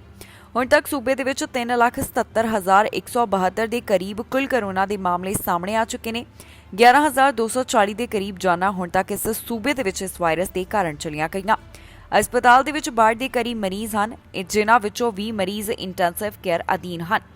ਕਿਬੈਕ ਦੇ ਵਿੱਚ ਹੁਣ ਤੱਕ 83% ਦੀ ਆਬਾਦੀ ਨੂੰ ਕੋਵਿਡ-19 ਵੈਕਸੀਨ ਦੀ 1 ਡੋਜ਼ ਅਤੇ 65% ਦੀ ਆਬਾਦੀ ਨੂੰ ਕੋਵਿਡ ਵੈਕਸੀਨ ਦੀ 2 ਡੋਜ਼ ਲੱਗ ਚੁੱਕੀ ਹੈ। ਮੈਨੀਟੋਬਾ ਤੋਂ 24 ਘੰਟੇ ਦੌਰਾਨ 47 ਕੋਰੋਨਾ ਦੇ ਮਾਮਲੇ ਅਤੇ 2 ਮੌਤਾਂ ਇਸ ਵਾਇਰਸ ਦੇ ਕਾਰਨ ਦਰਜ ਕੀਤੀਆਂ ਗਈਆਂ। ਕੈਨੇਡਾ ਦੇ ਵਿੱਚ ਹੁਣ ਤੱਕ 14.3 ਮਿਲੀਅਨ ਦੇ ਕਰੀਬ ਕੁੱਲ ਕੋਰੋਨਾ ਦੇ ਮਾਮਲੇ ਸਾਹਮਣੇ ਆ ਚੁੱਕੇ ਹਨ। 26,575 ਦੇ ਕਰੀਬ ਜਾਨਾਂ ਇਸ ਵਾਇਰਸ ਦੇ ਕਾਰਨ ਜਾ ਚੁੱਕੀਆਂ ਨੇ। ਇਸ ਦੇ ਨਾਲ ਹੀ ਕੈਨੇਡਾ ਦੇ ਵਿੱਚ ਰਿਕਵਰਡ ਮਾਮਲਿਆਂ ਦੀ ਗਿਣਤੀ 14 ਮਿਲੀਅਨ ਦੇ ਕਰੀਬ ਹੈ। ਇਸ ਦੇ ਨਾਲ ਹੀ ਜਾਂਦੇ ਇੱਕ ਵਾਰ ਫਿਰ ਤੋਂ ਨਜ਼ਰ ਮਾਰਦੇ ਹਾਂ ਅੱਜ ਦੀਆਂ ਚੋਣ ਦੀਆਂ ਖਬਰਾਂ ਦੇ ਉੱਪਰ। ਅਮਰੀਕਾ ਕਿਉਂ ਨਹੀਂ ਖੋਲ੍ਹ ਰਿਹਾ ਕੈਨੇਡਾ ਦੇ ਲਈ ਬਾਰਡਰ, ਇਸ ਸਵਾਲ ਦੇ ਜਵਾਬ ਦੀ ਸਰਕਾਰ ਤੋਂ ਕੀਤੀ ਜਾ ਰਹੀ ਹੈ ਮੰਗ। ਕੈਨੇਡਾ ਦੇ ਵਿੱਚ ਦਾਖਲ ਹੋ ਸਕਦੇ ਟੂਰਿਸਟ, ਜਾਣੋ ਕੈਨੇਡਾ ਆਉਣ ਦੇ ਲਈ ਕੀ ਹੈ ਜ਼ਰੂਰੀ। ਇਮੀਗ੍ਰੇਸ਼ਨ ਦੇ ਬਾਰੇ ਵੱਡਾ ਪਲਾਨ ਹੋ ਰਿਹਾ ਤਿਆਰ, ਮੰਤਰੀਆਂ ਦੀ ਹੋਈ ਇਮੀਗ੍ਰੇਸ਼ਨ ਦੇ ਬਾਰੇ ਮੀਟਿੰਗ। ਅਲਬਰਟਾ ਦੇ ਵਿੱਚ ਅਗਸਤ ਮਹੀਨੇ ਹਟਣਗੀਆਂ ਪਾਬੰਦੀਆਂ, ਕੋਰੋਨਾ ਪੋਜ਼ਿਟਿਵ ਨੂੰ ਵੀ ਇਕਾਂਤਵਾਸ ਤੋਂ ਰਾਹਤ। ਇਸ ਵਾਰ ਦੀਆਂ ਚੋਣਾਂ ਹੋਣਗੀਆਂ ਵੱਖਰੀਆਂ, ਵੱਡੀ ਗਿਣਤੀ ਕੈਨੇਡਾ ਵਾਸੀਆਂ ਨੇ ਮੇਲ ਨੂੰ ਦਿੱਤੀ ਪਹਿਲ। ਜਗਮੀਤ ਸਿੰਘ ਨੇ ਛੱਡਿਆ ਟਰੂਡੋ ਨੂੰ ਪਿੱਛੇ, ਸਿੰਘ ਬਣ ਸਕਦੇ ਬਿਹਤਰ ਪ੍ਰਧਾਨ ਮੰਤਰੀ। ਖਬਰਾਂ ਦੇ ਇਸ ਬੁਲੇਟਿਨ ਦੇ ਵਿੱਚ ਇੰਨਾ ਹੀ। ਨਵੀਆਂ ਤੇ ਤਾਜ਼ੀਆਂ ਖਬਰਾਂ ਲੈ ਕੇ ਫਿਰ ਤੋਂ ਹਾਜ਼ਰ ਹੋਵਾਂਗੇ। ਫਿਲਹਾਲ ਮੈਨੂੰ ਇੰਦਰਪ੍ਰੀਤ ਕੌਰ ਪੰਨੂ ਨੂੰ ਦਿਓ ਇਜਾਜ਼ਤ ਤੇ ਤੁਸੀਂ ਵੇਖਦੇ ਰਹੋ ਟੀਵੀ ਪੰਜਾਬ।